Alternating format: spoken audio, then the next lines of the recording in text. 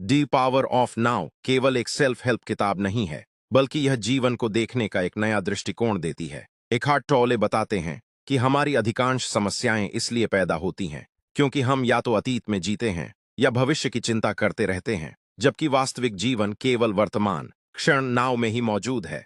The power of now अध्याय 1। आप अपना मन नहीं है। You are not your mind.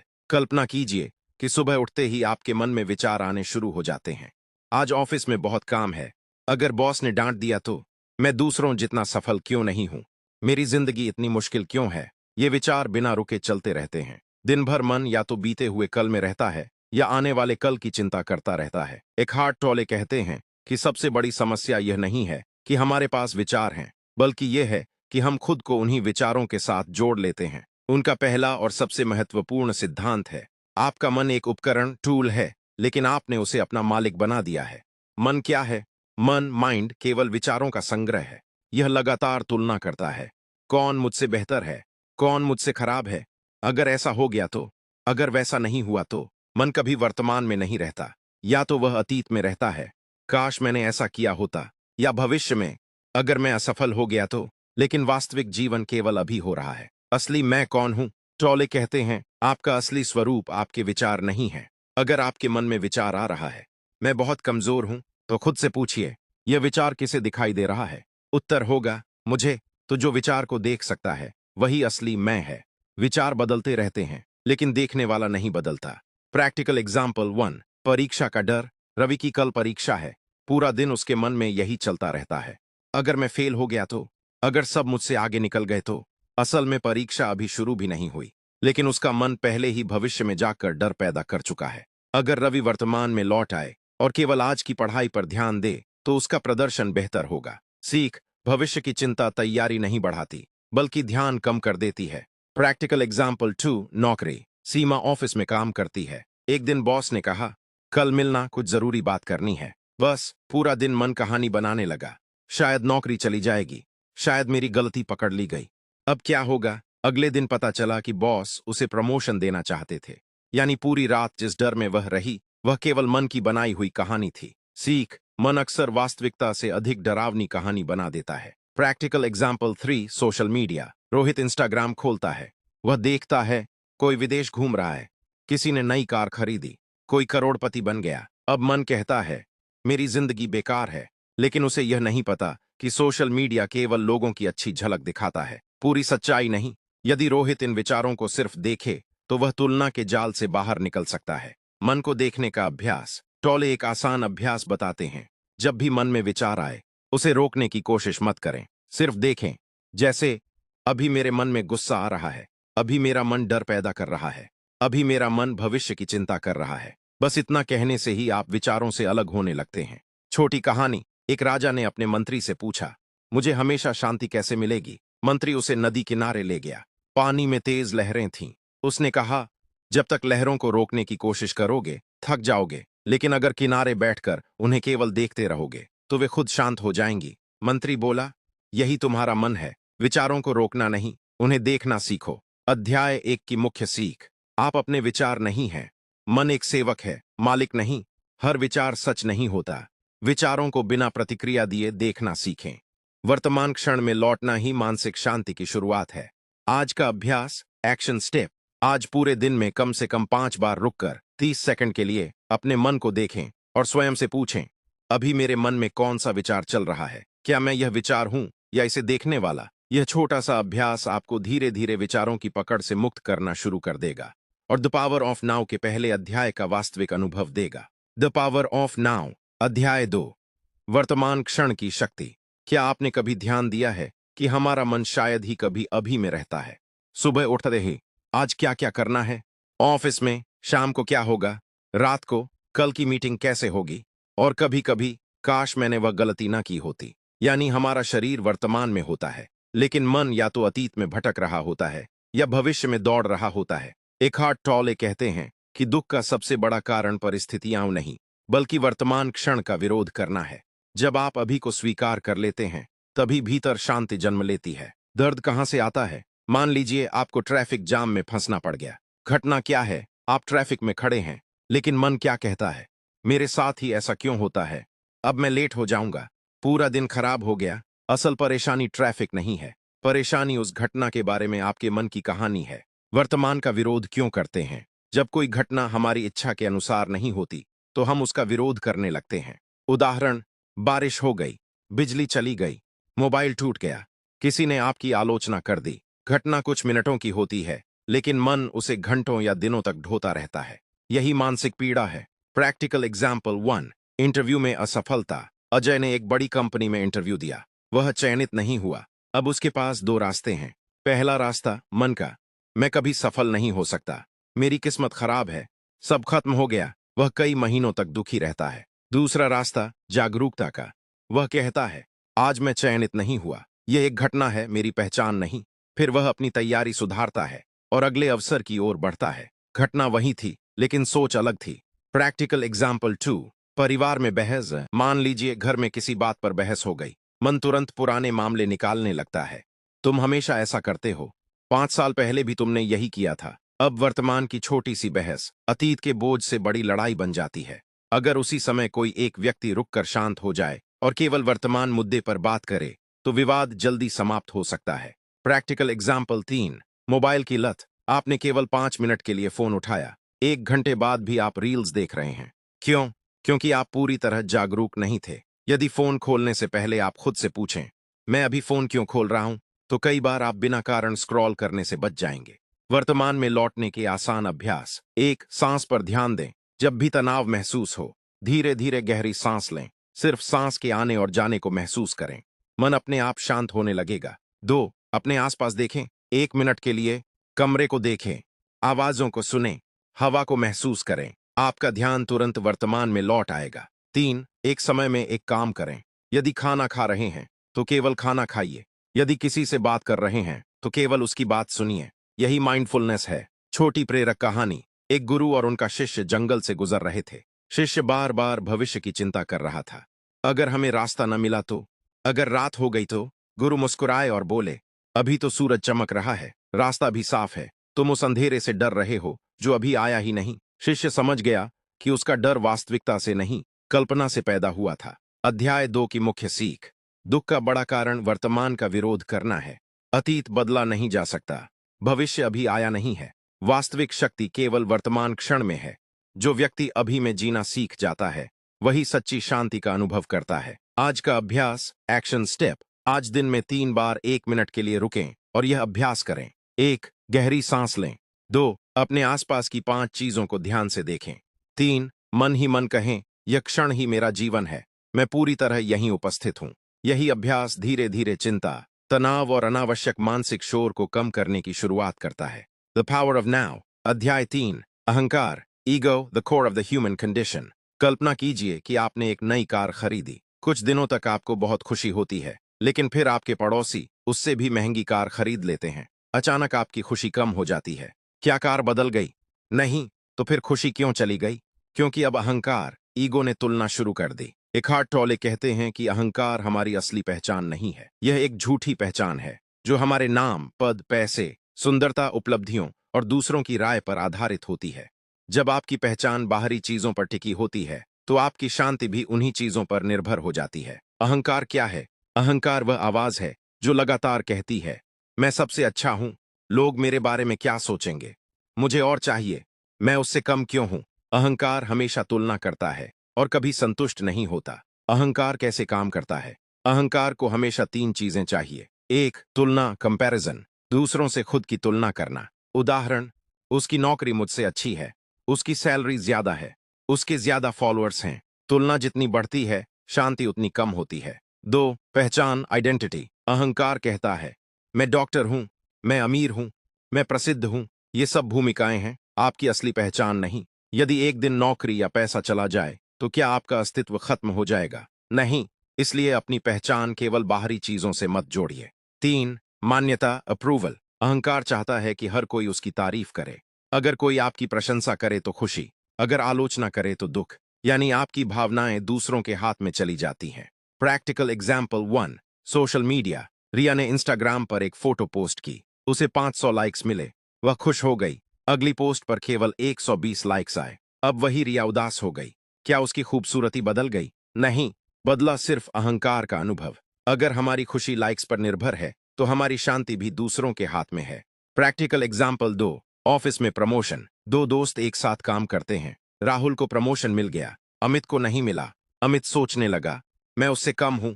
लेकिन प्रमोशन सिर्फ एक निर्णय था, किसी इंसान की पूरी कीमत नहीं। अहंकार हर घटना को अपनी पहचान बना लेता है।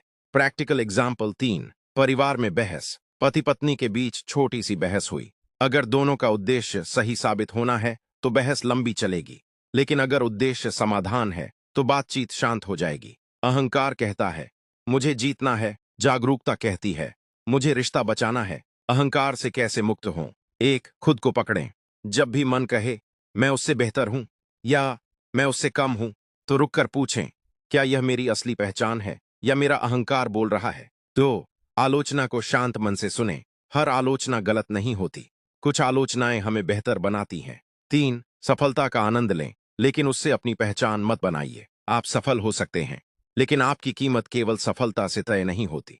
प्रेरक कहानी। एक संत के पास एक आदमी आया और बोला, लोग मेरी बहुत बुराई करते हैं। संत मुस्कुराए और पूछा, अगर कोई तुम्हें उपहार दे और तुम उसे स्वीकार न करो तो वह उपहार किसके पास रहेगा? आदमी बोला, देने वाले के पास। संत बोले, वैसे ही अगर कोई तुम्हारी आलोचना करे और तुम उसे अपने अहंकार से पकड़ो नहीं तो उसका बोझ भी उसी के पास रहेगा। अध्याय 3 की मुख्य सीख। अहंकार झूठी पहचान है। तुलना शांति छीन लेती है। दूसरों की राय आपकी असली पहचान नहीं है। सफलता और असफलता जीवन की घटनाएं हैं, आपकी कीमत नहीं।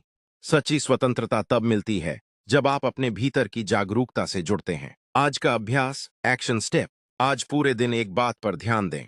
जब भी आपको किसी से ईर्ष्या हो, गुस्सा आए या खुद को साबित करने की इच्छा हो, तुरंत रुककर मन ही मन कहें, यह मेरा अहंकार बोल रहा है। मैं इसे देख सकता हूं, इसलिए मैं यह नहीं हूं। इस अभ्यास से आप धीरे धीरे अहंकार की पकड़ को पहचानना और उससे मुक्त होना शुरू करेंगे। Death power of now. अध्याय 4। दर्द का शरीर। Dust pain body, dust greatest obstacle to enlightenment. क्या आपके साथ कभी ऐसा हुआ है कि किसी ने केवल एक छोटी सी बात कही, लेकिन आपको इतना गुस्सा आ गया कि बाद में खुद भी सोचने लगे, मैंने इतनी बड़ी प्रतिक्रिया क्यों दी? या किसी पुराने गाने, जगह या व्यक्ति को देखकर अचानक मन भारी हो गया? एकहार्ट टॉले कहते हैं कि इसका कारण केवल वर्तमान घटना नहीं होती। हमारे भीतर पुराने दुख, अपमान, असफलताएं और भावनात्मक घाव जमा रहते हैं। इन्हीं का संग्रह पेन बॉडी, दर्द का शरीर कहलाता है।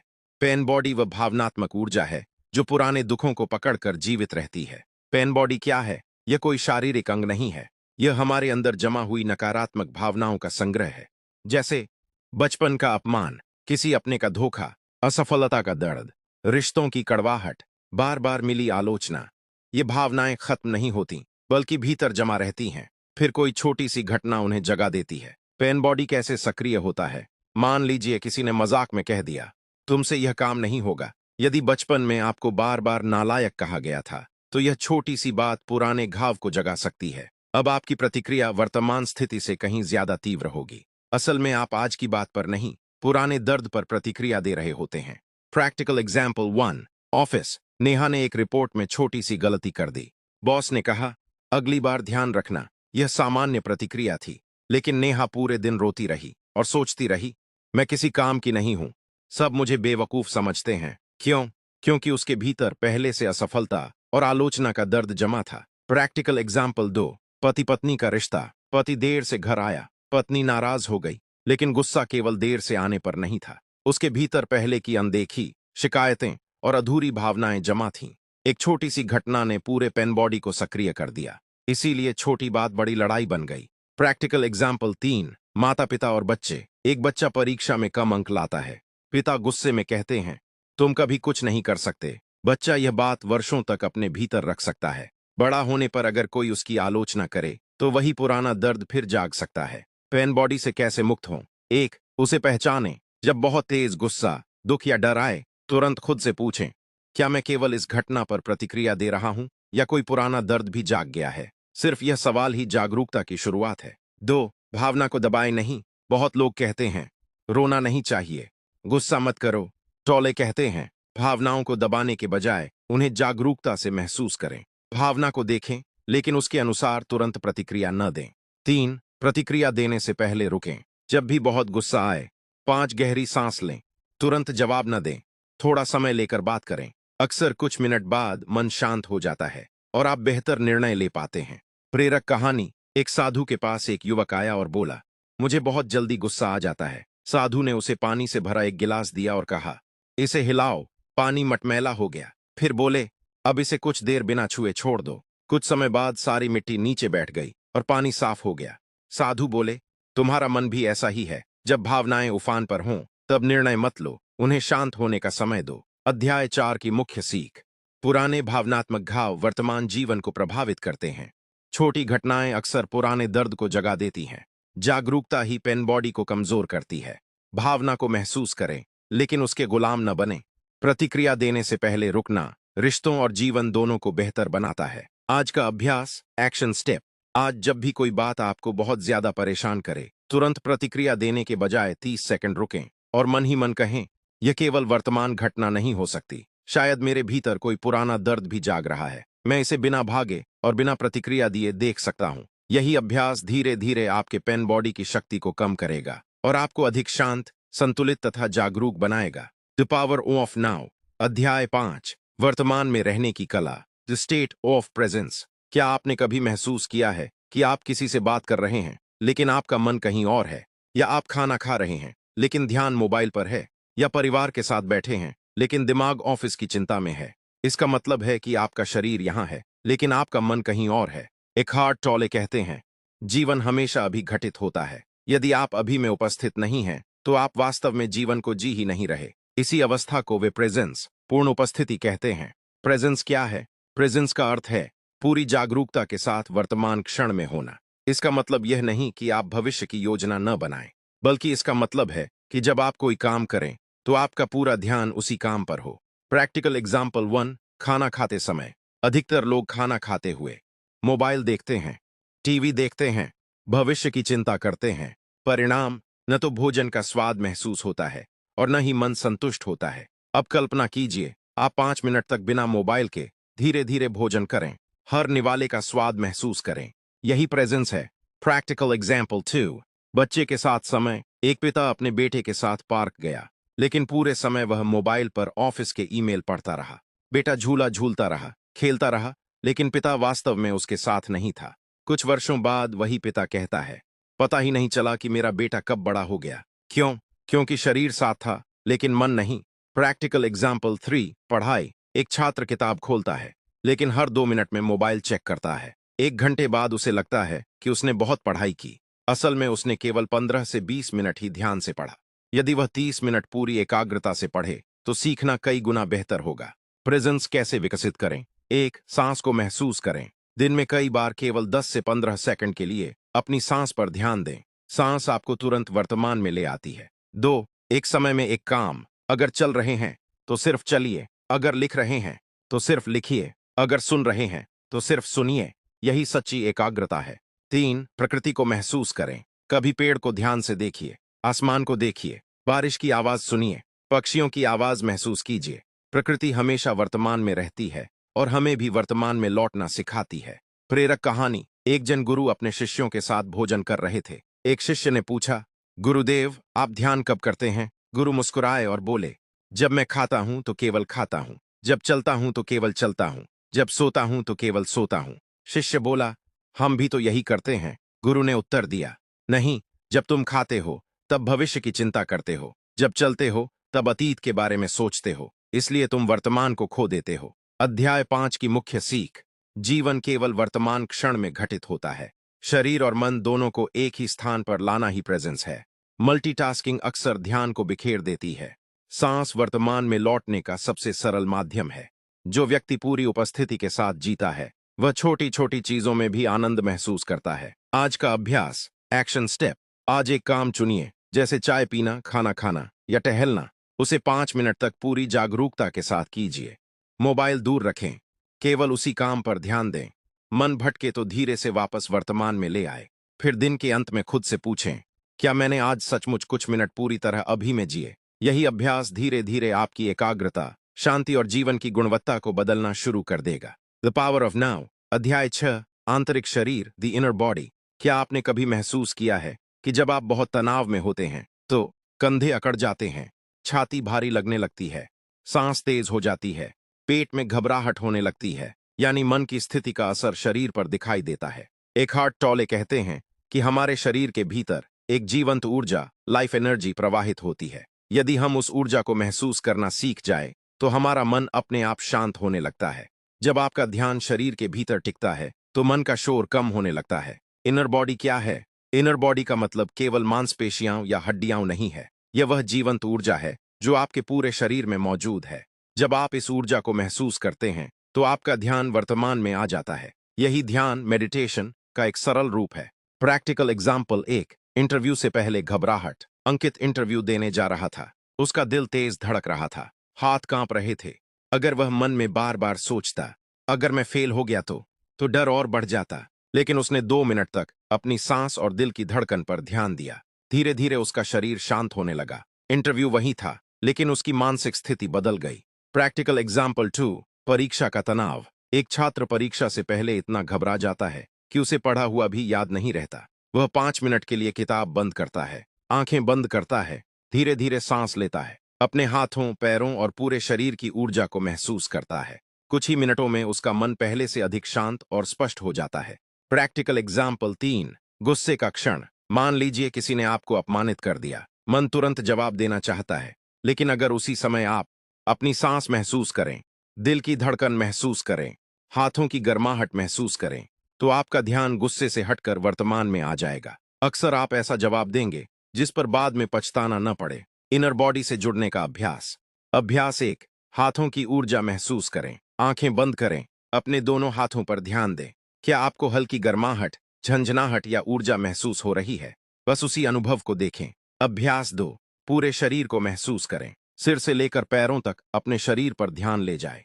कोई भी अनुभूति, गर्मी, ठंडक, धड़कन या हलचल महसूस करें। उसे बदलने की कोशिश न करें, सिर्फ देखें। अभ्यास 3, तनाव के समय। जब भी तनाव हो, 3 गहरी सांस लें, ध्यान शरीर पर लाएं, अपने पैरों का जमीन से संपर्क महसूस करें। यह अभ्यास आपको तुरंत वर्तमान में वापस लाता है। प्रेरक कहानी। एक तीरंदाज अपने गुरु के पास गया। उसने कहा, जब प्रतियोगिता होती है तो मैं घबरा जाता हूं और निशाना चूक जाता हूं। गुरु ने कहा, अगली बार लक्ष्य पर नहीं, पहले अपनी सांस पर ध्यान देना। प्रतियोगिता के दिन उसने पहले अपने शरीर और सांस को शांत किया, फिर निशाना लगाया। इस बार उसका तीर बिल्कुल सही जगह लगा। गुरु मुस्कुराए और बोले, जिसने पहले खुद को साध लिया वही लक्ष्य को साध पाया। अध्याय 6 की मुख्य सीख। मन और शरीर गहराई से जुड़े हुए हैं। शरीर पर ध्यान देने से मन शांत होता है। सांस वर्तमान क्षण का सबसे शक्तिशाली द्वार है। तनाव, डर और गुस्से के समय शरीर पर ध्यान केंद्रित करना निर्णय लेने की क्षमता बढ़ाता है। जितना अधिक आप अपने इनर बॉडी से जुड़ेंगे, उतनी ही कम मन की पकड़ होगी। आज का अभ्यास। Action step. आज दिन में 3 बार केवल 2 मिनट का यह अभ्यास करें। 1, आंखें बंद करें। 2, धीरे धीरे गहरी सांस लें। 3, अपने हाथों, पैरों और पूरे शरीर की जीवंत ऊर्जा को महसूस करें। 4, मन ही मन कहें, मैं यहां हूं, मैं इस क्षण पूरी तरह उपस्थित हूं। यदि आप इस अभ्यास को रोज करेंगे तो धीरे धीरे आप पाएंगे कि तनाव कम हो रहा है, मन शांत हो रहा है और वर्तमान में जीना पहले से कहीं अधिक सहज बनता जा रहा है। अगले अध्याय, चैप्टर 7, रिश्ते, प्रेम और जागरूकता में एकहार्ट टॉले बताते हैं कि कैसे अहंकार रिश्तों में संघर्ष पैदा करता है और वर्तमान में रहकर हम गहरे, शांत और प्रेमपूर्ण संबंध बना सकते हैं। The power of now. अध्याय 7, जागरूक रिश्ते और प्रेम, कॉन्शियस रिलेशनशिप्स। दुनिया में लगभग हर व्यक्ति अच्छे रिश्ते चाहता है, लेकिन फिर भी सबसे ज्यादा दुख अक्सर रिश्तों से ही मिलता है। पति पत्नी, माता पिता और बच्चे, दोस्त या सहकर्मी। अधिकांश समस्याएं इसलिए नहीं होती कि लोग एक दूसरे से प्यार नहीं करते, बल्कि इसलिए होती हैं क्योंकि वे अहंकार, ईगो और पेन बॉडी से प्रतिक्रिया देते हैं। एकहार्ट टॉले कहते हैं, जब 2 लोग पूरी जागरूकता के साथ मिलते हैं तभी सच्चा प्रेम जन्म लेता है। जब 2 अहंकार मिलते हैं तो संघर्ष जन्म लेता है। प्रेम और आसक्ति में अंतर। अक्सर लोग कहते हैं, मैं तुम्हारे बिना नहीं जी सकता। टॉले के अनुसार यह प्रेम नहीं, आसक्ति, अटैचमेंट हो सकती है। सच्चा प्रेम क्या है? सामने वाले को बदलने की कोशिश न करना, उसकी बात को ध्यान से सुनना, सम्मान देना, उसे नियंत्रित करने की कोशिश न करना। आसक्ति क्या है? हर समय नियंत्रण रखना, हर बात पर शक करना, अपनी खुशी दूसरे व्यक्ति पर निर्भर कर देना। प्रैक्टिकल एग्जाम्पल 1, पति पत्नी का विवाद। राहुल ऑफिस से देर से घर आया। सीमा ने गुस्से में कहा, तुम्हें मेरी बिल्कुल परवाह नहीं है। राहुल भी गुस्सा हो गया, मैं पूरे दिन मेहनत करता हूँ, फिर भी तुम्हें मेरी कद्र नहीं। अब दोनों सुन नहीं रहे थे, सिर्फ अपनी अपनी बात साबित कर रहे थे। अगर सीमा पहले शांत होकर पूछती, सब ठीक है, आज देर कैसे हो गई, और राहुल जवाब देता, माफ करना, आज ऑफिस में काम ज्यादा था, तो वही स्थिति बिना लड़ाई के सुलझ सकती थी। सीख, जब प्रतिक्रिया की जगह समझ आती है तो रिश्ता मजबूत होता है। प्रैक्टिकल एग्जाम्पल दो, माता पिता और बच्चा। एक बच्चा गलती से दूध गिरा देता है। माँ तुरंत चिल्लाती है, तुम हमेशा ऐसी गलती करते हो। बच्चा डर जाता है, लेकिन अगर माँ गहरी सांस लेकर कहे, कोई बात नहीं, चलो मिलकर साफ करते हैं, अगली बार थोड़ा ध्यान रखना, तो बच्चा गलती से सीखता है, डर से नहीं। प्रैक्टिकल एग्जाम्पल 3, दोस्ती। आपने अपने दोस्त को मैसेज किया, उसने पूरे दिन जवाब नहीं दिया। मन तुरंत कहानी बनाने लगा, अब उसे मेरी परवाह नहीं, शायद वह मुझसे नाराज है। शाम को पता चला कि उसका फोन खराब था। सीख, मन अधूरी जानकारी से भी कहानी बना देता है। जागरूक रिश्ते कैसे बनाएं? 1, पहले सुनें फिर बोलें। अधिकांश लोग सुनते नहीं, केवल जवाब देने की तैयारी करते रहते हैं। आज से कोशिश करें, जब कोई बोल रहा हो तो बीच में न टोकें। 2, प्रतिक्रिया देने से पहले रुकें। जब गुस्सा आए, 3 गहरी सांस लें, 10 सेकंड रुकें, फिर जवाब दें। कई बार यही 10 सेकंड रिश्ता बचा लेते हैं। 3, सामने वाले को बदलने की जिद छोड़ें। आप किसी को प्रेरित कर सकते हैं, लेकिन उसे बदल नहीं सकते। जैसे ही आप यह स्वीकार करते हैं, रिश्तों में तनाव कम होने लगता है। प्रेरक कहानी। एक गुरु से पूछा गया, सफल विवाह का रहस्य क्या है? गुरु ने 2 दीपक जलाए और कहा, यदि दोनों दीपक अपनी अपनी रोशनी बनाए रखें तो कमरा उजाला रहेगा, लेकिन अगर दोनों एक दूसरे की लौ बुझाने लगें तो अंधेरा फैल जाएगा। फिर उन्होंने कहा, रिश्ते जीतने से नहीं, समझने से चलते हैं। अध्याय 7 की मुख्य सीख। सच्चा प्रेम जागरूकता से जन्म लेता है, अहंकार से नहीं। सामने वाले को समझना सही साबित होने से अधिक महत्वपूर्ण है। हर प्रतिक्रिया देने से पहले कुछ पल रुकें। हर व्यक्ति अपनी परिस्थितियों और अनुभवों के अनुसार व्यवहार करता है। वर्तमान में रहकर सुना गया 1 मिनट कई घंटों की बहस बचा सकता है। आज का अभ्यास, एक्शन स्टेप। आज किसी एक व्यक्ति से बात करते समय यह अभ्यास करें। उसकी पूरी बात बिना टोके सुने। जवाब देने से पहले 5 सेकंड रुकें। मन ही मन कहें, मैं सही साबित होने नहीं, समझने आया हूं। यही छोटा सा अभ्यास आपके रिश्तों में शांति, विश्वास और गहराई लाने की शुरुआत कर सकता है। अगले अध्याय, चैप्टर 8 में एक हार्ट टॉले बताते हैं कि आत्मसमर्पण, सरेंडर क्या है, यह हार मानना क्यों नहीं है, और कैसे वर्तमान को स्वीकार करके हम मानसिक शांति और आंतरिक स्वतंत्रता प्राप्त कर सकते हैं। The power of now. अध्याय 8, आत्मसमर्पण की शक्ति, द मीनिंग ऑफ सरेंडर। जब जीवन हमारी इच्छा के अनुसार नहीं चलता, तो हमारी पहली प्रतिक्रिया क्या होती है? ऐसा मेरे साथ ही क्यों हुआ? यह बिल्कुल गलत है, मैं इसे स्वीकार नहीं कर सकता। यहीं से मानसिक संघर्ष शुरू होता है। एक हार्ट टॉले कहते हैं कि दुख का कारण परिस्थिति नहीं, बल्कि उस परिस्थिति का विरोध, रेजिस्टेंस है।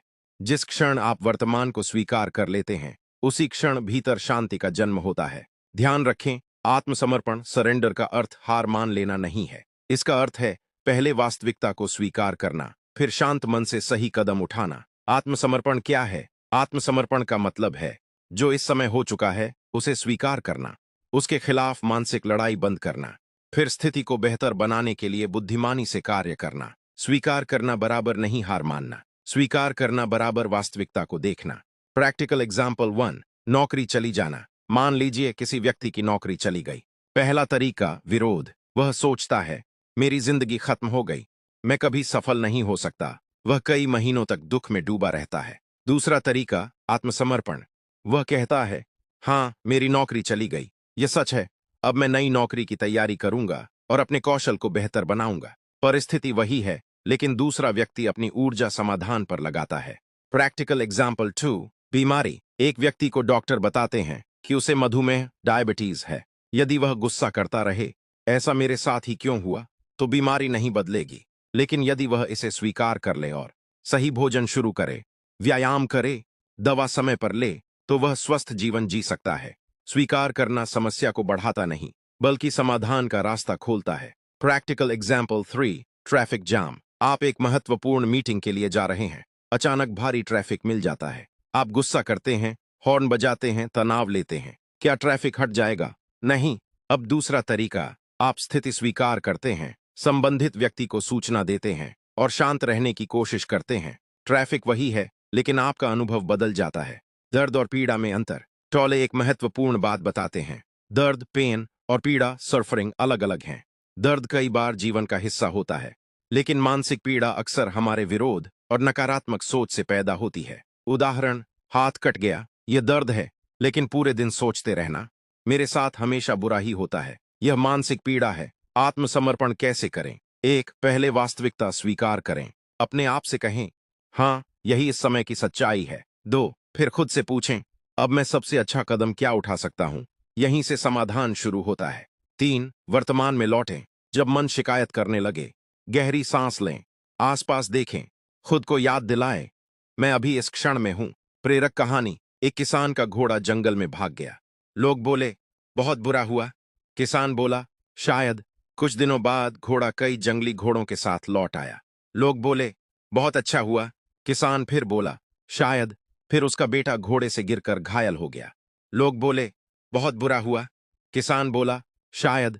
कुछ दिनों बाद युद्ध शुरू हुआ और गांव के सभी स्वस्थ युवाओं को सेना में भेज दिया गया। किसान का घायल बेटा बच गया। कहानी की सीख, किसी भी घटना का अंतिम परिणाम हमें तुरंत नहीं पता होता, इसलिए हर परिस्थिति का विरोध करने के बजाय उसे स्वीकार करके आगे बढ़ना अधिक बुद्धिमानी है। अध्याय 8 की मुख्य सीख, आत्मसमर्पण हार नहीं, बल्कि आंतरिक शक्ति है।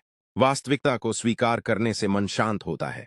विरोध ऊर्जा को नष्ट करता है, स्वीकार्यता समाधान की ओर ले जाती है। हर परिस्थिति में पूछें, अब मैं क्या कर सकता हूं? वर्तमान को स्वीकार करना ही आंतरिक स्वतंत्रता की शुरुआत है। आज का अभ्यास, एक्शन स्टेप। आज जब भी कोई छोटी या बड़ी समस्या आए, तुरंत शिकायत करने के बजाय यह 3 कदम अपनाएं। 1, रुकें। 2, गहरी सांस लें। 3, मन ही मन कहें, मैं इस क्षण का विरोध नहीं करूंगा, मैं इसे स्वीकार करता हूं और अब सबसे सही कदम उठाऊंगा। यही अभ्यास आपको तनाव से समाधान की ओर ले जाएगा और द पावर ऑफ नाउ की सबसे गहरी शिक्षाओं को जीवन में उतारने में मदद करेगा। समापन संदेश, जीवन की सबसे बड़ी शक्ति भविष्य में नहीं, अतीत में नहीं, बल्कि इसी वर्तमान क्षण में छिपी है। जब आप अपने मन के शोर से ऊपर उठकर अभी में जीना सीख लेते हैं, तब सच्ची शांति, आनंद और स्वतंत्रता आपके भीतर जन्म लेती है। यही द पावर ऑफ नाउ का सार है। धन्यवाद। यदि यह सारांश आपको पसंद आया हो तो वीडियो को लाइक करें, चैनल को सब्सक्राइब करें और ऐसे ही ज्ञानवर्धक बुक समरीज के लिए हमारे साथ जुड़े रहें। फिर मिलेंगे अगली किताब के साथ।